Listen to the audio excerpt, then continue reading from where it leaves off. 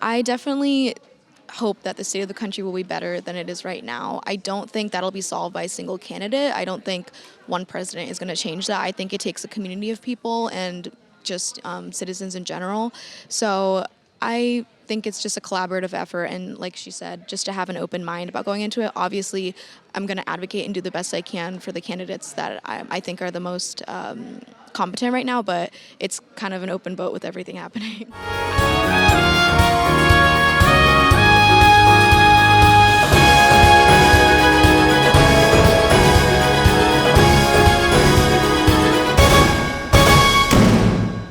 Good morning from Akron.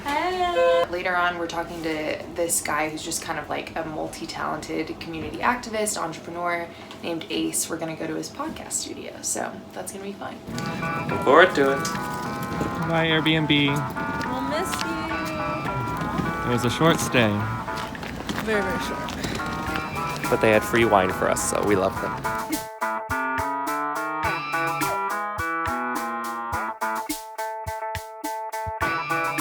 Ace, the guy who like hooked us up with this whole interview in the first place, he was awesome. A gem. I mean, he was the one that greeted us when we walked in. He helped us organize this. He organized all of it himself. Just one of those people, as soon as you meet them, you just feel warm and welcome. You think of LeBron James, and then you think about sports. But then it's so much more than basketball here. You have people who are, we got 199,000 people here with the capacity to hold 300,000. So the retention thing is us trying to get people to not only stay, but to come back. Like Jesse basically led a focus group on Akron and the community efforts to improve it, and it was pretty impressive. Just spur the moment work, and that's was not expecting that for our Saturday. I was actually thought that when I was sitting there filming, I was like, this is my Saturday. I would be at home right now or just walking around, but I'm here listening to these people talk about improving Akron, Ohio. That's incredible. They spend their Saturdays doing that. Yeah. And they're talking about how to raise their kids right in the community, and how to help the academic side of things, the educational problems. And it's just you guys are so inspiring. I'm a Bookdale-lite. So Bookdale is the quote-unquote black high school in Akron, right? 97%, 1040. Yeah, 1040. 1040. And so what you see right there, okay, what you just saw is it doesn't matter what year you went to Bookdale. It's we're a family.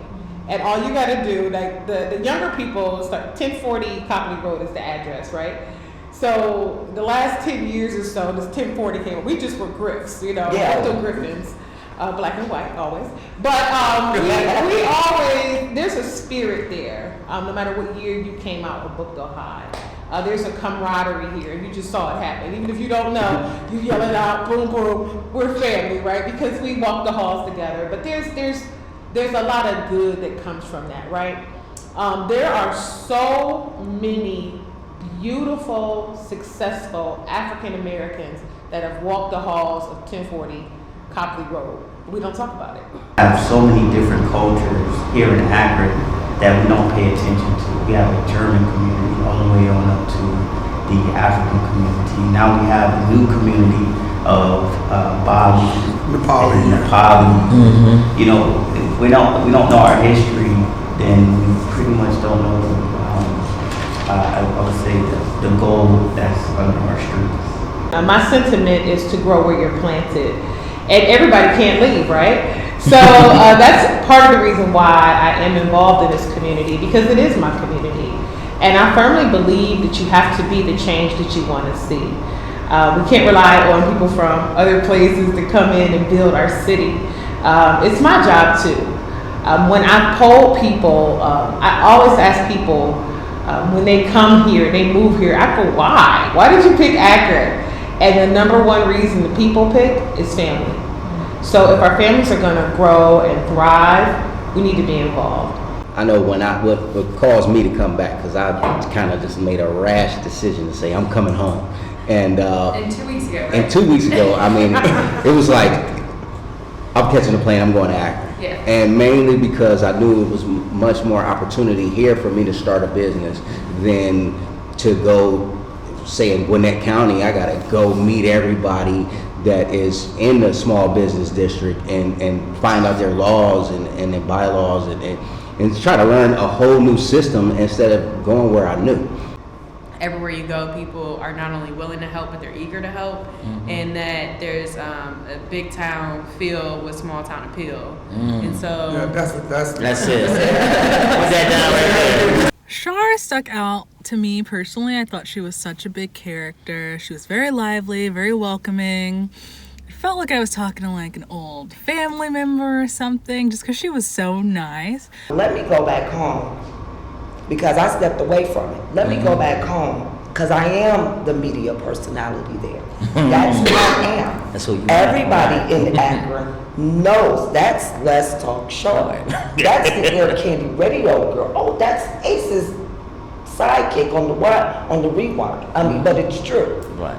So I am that. So when I go to Atlanta or when I go to California, I represent Akron in the media world. So I had to realize that. So yeah, I got to go home. I'm the superstar here. I'm not the superstar. Like her life lesson at the end, like walking around the halls. What was she saying? Like She's you don't not need to. flawless. Yeah, She's she's Charless. And I let everybody know I am Charless, not flawless. There Charless. you go. And I was like, preach. That's so true. Self-love, so important. You don't have to be anyone else. You just have to stay true to yourself, be yourself, fight for what you think is right, and everything will usually work out the way it should.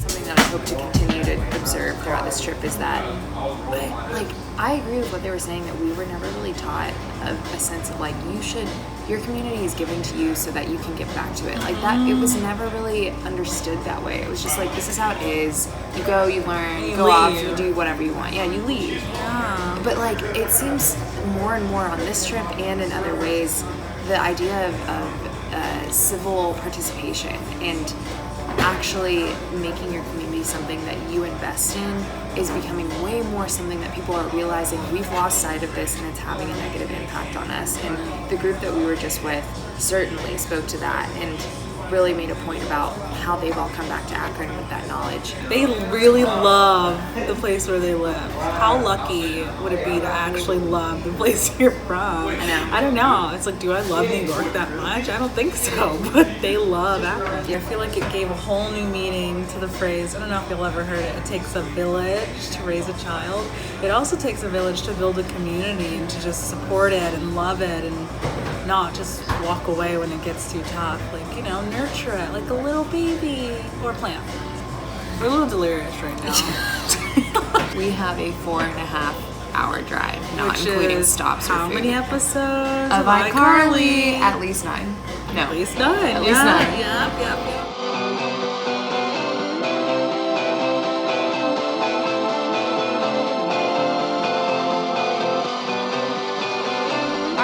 We are here at Diamond Deli in Akron, and we have asked the lovely staff here to let us know a little bit about their opinions on the election and how they feel about the Akron community as well. So we've got Rohit here. So Rohit, what do you think is going to happen in the Iowa caucuses coming up or in the presidential election in 2020, if you had to guess? If I had to guess, the incumbent would hold this position for better or for worse. I think that there is no chance the Senate actually gets witnesses through, and that's the only barrier right now that I could see for stopping anything or what I mentioned from happening. And what do you think is best for the Akron community in terms of all of the candidates, including Trump? Who do you think will actually fight for the community here the most? I usually say liberal candidates that care about the blue-collar people that usually work in Akron. I mean, that's the bulk of people that work here, so I'd go with that. And if you had one thing to share with the world about Akron and what you want people to know about this community, what would that be? Is that we're hardworking, family-oriented people that want to just, take care of the people we love. Why don't you guys tell us a little bit about what you think is going to happen during the Iowa caucus and then in 2020 overall? I think, long story short, I think Trump's going to win. I'm not happy about that, but I feel like his approval rating, I haven't looked into it too much, but I think his approval rating is high, and I really feel like it shouldn't be. And I feel like all the money and support is behind him, and I feel like since he didn't hijack, but since he did so well last election, I feel like he's still got to clutch this one too. Really? Mm-hmm. If you had to guess of one Democratic candidate that you think might have the potential to beat him, who would that be? I think, well, Joe Biden's, like, I'm pretty sure Joe Biden's getting the nomination, right? Like, I'm pretty sold the establishment's going to support him. I think he's good. Like, I would definitely vote for Joe Biden, but I feel like he's so, he represents a lot of what Hillary Clinton represented in that they're really, like, establishment, like, kind of run-of-the-mill politician. And especially in this day and age, that's not really what, like, the American public really goes for. I think Joe Biden's going to get the nomination. I don't think he's going to get it. I think if one person could, it'd probably be Bernie, just because he's that out there. Which candidate out of all of them, Trump included, do you think would do the best for the Akron community? I think Trump's awful for the Akron community. I think the classic kind of trickle-down economics Republican approach to government is part of why, like, the Midwest struggles. So anything that supports more social services, anything that is more supportive of local business, which would be typically more Republican, but anything that's more like that would be better for Akron. So I think maybe, like, long story short, I think a Democrat would be better for Akron. I think Bernie Sanders would be great for communities like Akron because he supports a lot of things that Akron needs, like education and government-sponsored programs for social services and stuff like that. Hey, you guys want to see me get out of the booth in the van? It's gonna be interesting. John's doing great. This is right? Yeah. I do this every time I get out of my desk. Mm-hmm. Yep. It's like Mission Impossible. Look at those. Oh my god. Oh.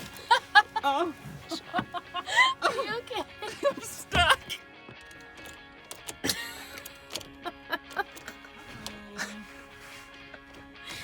I guess we're not going to Yeah, baby. Look at you go. We didn't forget about you, Indiana.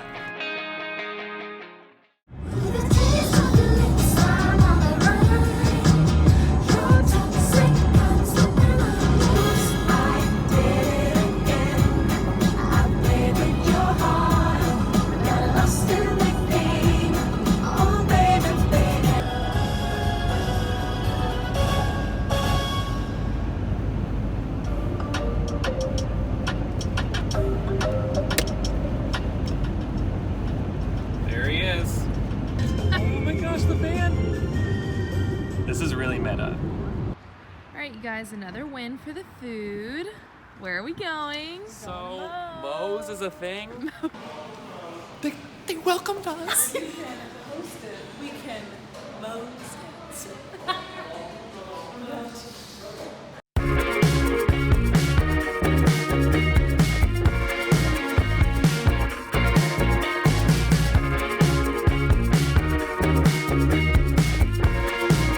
Now we're at a farm, a beef farm, but a local beef farm.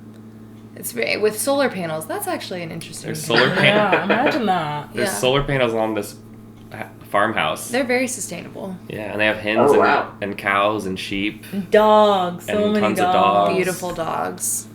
You guys ready for a quick briefing about what's happening in the world of news? Please fill us in. We're in a bubble. Yeah, so I mean, heading into tomorrow, obviously the Super Bowl is a big story, but day after tomorrow is the Iowa caucus, as we all know, and things are getting kind of weird with Bernie Sanders kind of taking the lead, but folks like Hillary Clinton and other Democratic leaders and establishment folks are they're getting kind of wary of Bernie Sanders. The line right now is that Bernie Sanders is in a unifying force. He may be causing division in the Democratic Party. Today, for example, we talked to multiple people who were just kind of resigned to the fact that they thought that Trump was going to be reelected, but they said that if anyone were to beat him, it would be Bernie. So it's just interesting that we talked to people completely in separate context about that, and they said the same thing. Your average person or the people that you're meeting out on the streets as you're going on your road trip, right? There seems to be a different perspective on how we see America between left and right, but also between the establishment and kind of everyone else. It almost feels like we're in all these different bubbles, and they no longer intersect even. The Des Moines Register usually releases a poll around now that is usually a pretty valid and good look at the primaries. But the interesting thing is Pete Buttigieg campaign ended up killing the poll because of some concerns that they raised around how some of the polling worked. Apparently, one of the pollsters had left off Pete Buttigieg's name when asking a person on the phone. Oh, wow. And the Pete Buttigieg campaign raised concerns about the validity of the poll due to that. And so the poll was ultimately killed. We don't really know We're going what in those results blind. say. And that could have been something that indicated that maybe Biden, Bernie, Warren, Klobuchar, whoever could have been ahead, but now we won't know. So we're kind of going into Monday a bit darker than we would normally.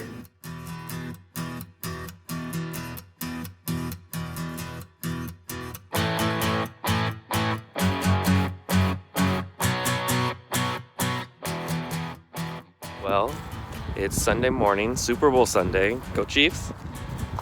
And we woke up on a farm just outside of South Bend, Indiana. And look at this house. It's a solar-powered house. Anyways, we're gonna go try to say hi to these animals.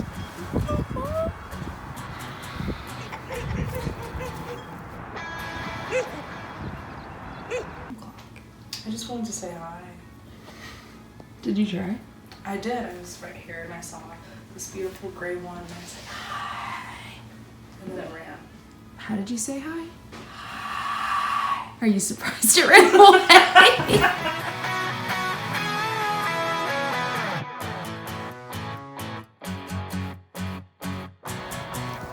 I like your boots. Are they comfortable? Very comfortable. I'm so happy that I get to enjoy the Cal-Gal life.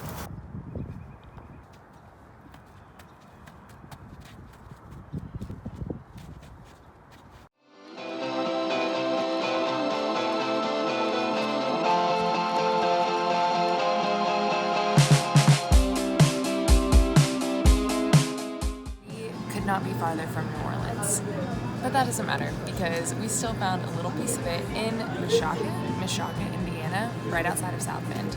And this place came highly recommended and we ended up here. I'm pretty sure it's inside of a church building or like a community building. Not really sure. But honestly, we're in love. They have a Build Your Own Bloody Mary bar for $9 and you can put bacon in it, you can put celery in it, you can do anything you want. And I could not be more excited to eat.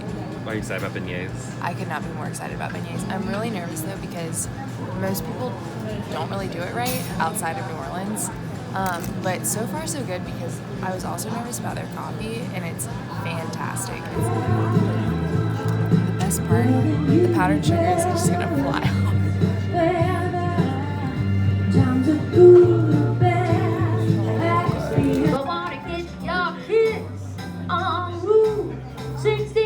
So good. The beignets were incredible.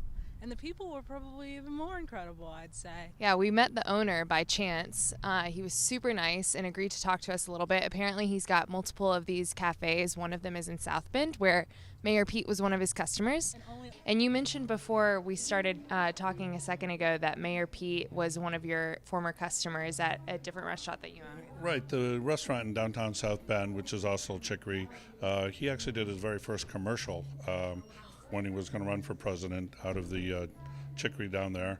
And he was a regular, every morning, stop and chat with customers, and I would stop and chat with him and, occasionally gave him an idea or a piece of my mind, depending. As soon as you meet Mayor Pete, you'll notice his intellect and he's very approachable, very personable, and you can't be not be impressed by him. What were some of those ideas you shared with him or pieces of your mind? Oh, I'm going to keep that to myself. Okay, that's fine. That's fine. When you think about the upcoming Iowa caucuses, which I told you we're on our way to go see, what kind of candidate, whether it be the incumbent or one of the Democratic candidates, who do you think would do the best job for the community of Mishawaka and South Bend? Well, you're talking about almost two very diverse communities. Mishawaka and South Bend have almost kind of competed against each other for all these years. So it's hard to say what would be best for both. Mishawaka has a tendency to be very Republican. South Bend is very Democrat. I'm still evaluating all the candidates. I feel like with Bloomberg and Steyer jumping into the race, it's interesting to see what they have to offer. I definitely like Mayor Pete. Biden's experience, Bernie's crazy. So, it's hard to say. Everybody cares about the same kind of things. They want to make sure they can take care of their family. They want to put more money in their pocket. But obviously, health is, the health concerns are a big deal. And, Mishawaka is a river city. The river's just 100 yards from here. And so I think environment is important also. And then I think education. Everybody wants their kids to have the opportunity to grow up and get some money in their pocket and go forward, So, and Mishawaka has a strong trades kind of background too. So you're going to see a lot of desire to have those particular things build up also. But it was so nice because Phil, the owner, came out. We were telling him what we were doing and where we were headed. And he just came out with 3 individually wrapped cookies and said, "For the road." He said, "You're going to want a snack." A man to my heart. Truly. Cannot wait to eat those. Thanks, Phil. Ain't no mountain high enough. Ain't no valley low enough. Brittany is a star. I was just in such awe when she was singing all of these great classics. So, Brittany, how long have you lived in the area of Mishawaka or South Bend? How long have you lived here? I've lived in Mishawaka for about a year, and before that I lived in South Bend for about 5 years. Do you have any thoughts about Mayor Pete and what he was able to do for the community of South Bend while he served as mayor, and whether or not you thought he did a good enough job? I don't have much to say. I have some reservations about his political platform, unfortunately. She was super sweet too. I was interested with how much she was a fan of Andrew Yang's basic income plan, given that she's an artist, because that's one of the examples that he's used as to why universal basic income is something that's helpful to the community, because you have people that can go and create things, go and invent things, be an artist and not have to worry as much. Obviously, you still have to be conscious, but not have to worry about choosing between your art and putting food on the table. And she made that point, and I thought that was really interesting. Is there a reason why you chose Andrew Yang specifically over Pete or any other candidate? Yeah, when Andrew Yang explains his policies, they make a lot of sense. He is sort of, his logo or his campaign slogan is humanity first, not left, not right, humanity first, forward. And so he's a Democrat, but I'm not a person who really likes party slogans and stuff. And he just has a lot of personal values, family values, spiritual values that I agree with.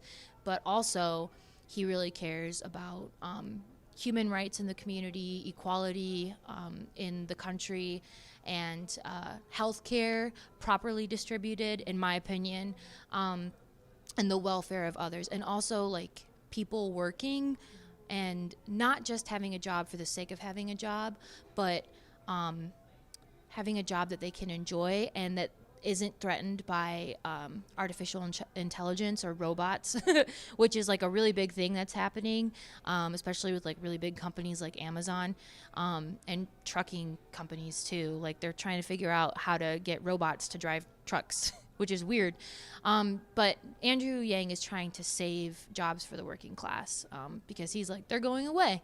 And then one more thing, the universal basic income, which I need to look into more. But honestly, as an artist who does my very best to make a living as a musician and as a singer, it's really hard.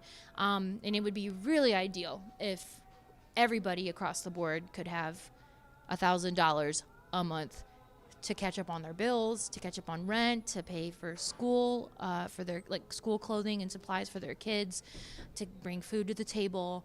Just one less thing to have to worry about. No Buttigieg fans. It's going to be interesting. Technically, we're not in his town at the very moment, but we're going to head to South Bend in a little bit and see how it goes there. So when I was talking to Bill, I asked him about kind of the state of the town, and he was saying how apparently there's a lot of new developments coming up here, new apartment buildings being built. And he said you can't really feel an influx of people coming in, but they're selling the apartments that are being built, so someone must be coming in. So I think I don't know, that's interesting. I genuinely feel after this trip that people are starting to migrate away from the cities.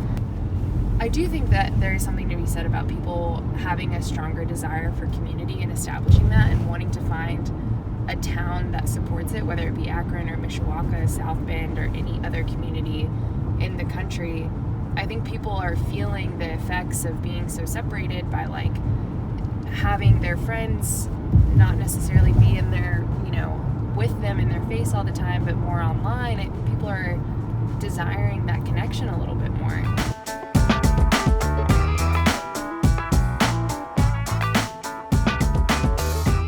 Okay, so in terms of Mayor Pete, obviously we're in South Bend right now. Thoughts on him?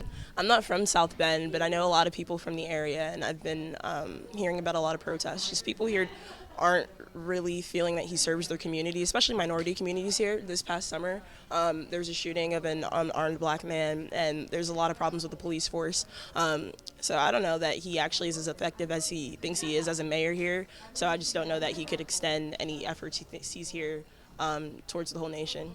And when you think about the future, obviously you're a junior here, you're about to graduate not too far from now. What kind of changes do you want to see in the country? What do you want to see the political candidates that are running for president right now be vying for? What matters to you?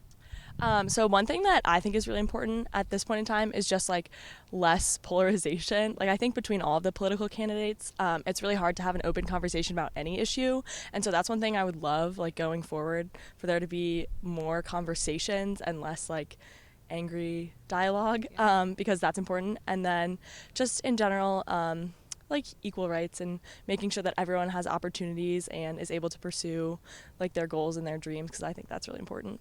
And when you guys think ahead to the political race coming up, what are the issues that you want to see touched on? What kind of things do you want the candidates to be talking about? What's front of mind for you guys?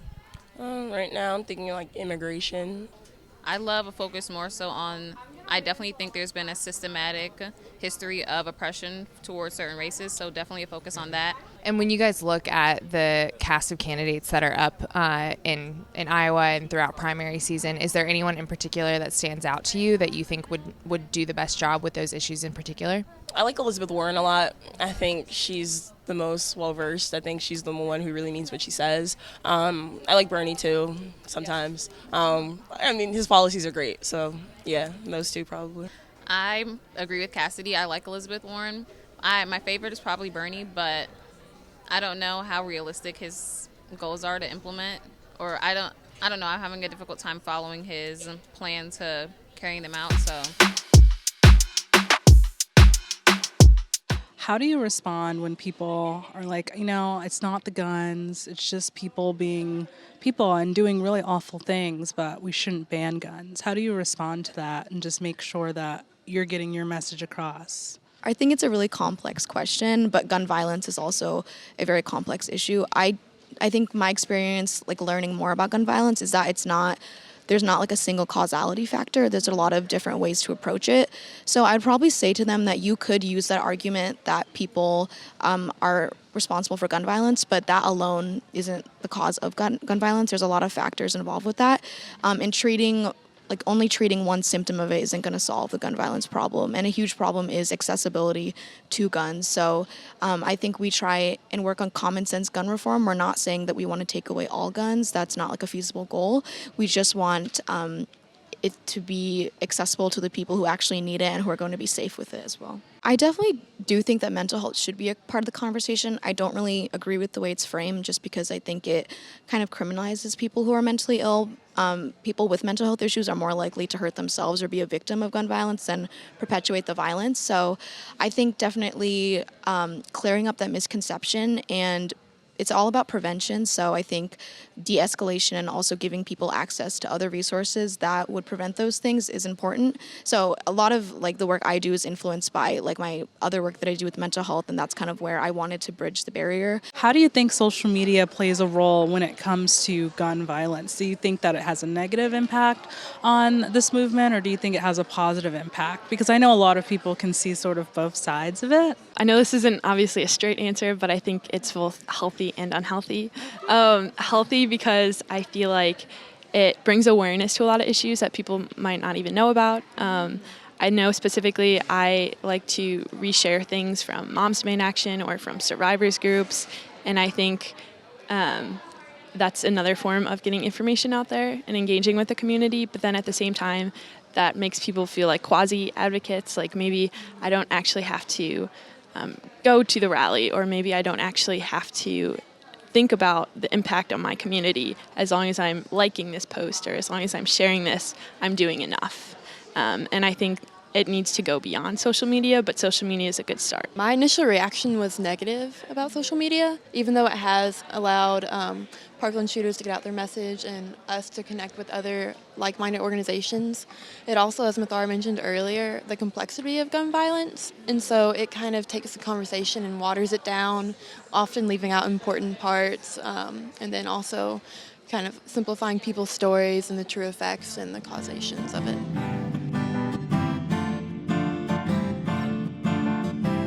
We're currently on our way to a bar to watch the Super Bowl in Illinois. Go Chiefs.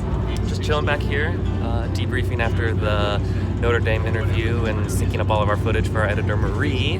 We love you, Marie. And then Davenport, Iowa to check into our Airbnb, wake up, and do the caucus thing tomorrow. We're listening to a Pod Save America podcast right now about the caucus, so I'm trying to learn a few things about who's in the lead and how and the numbers all work and stuff. Anyways, have a good evening. The sun's going down. I'm picking up my feet. Good night.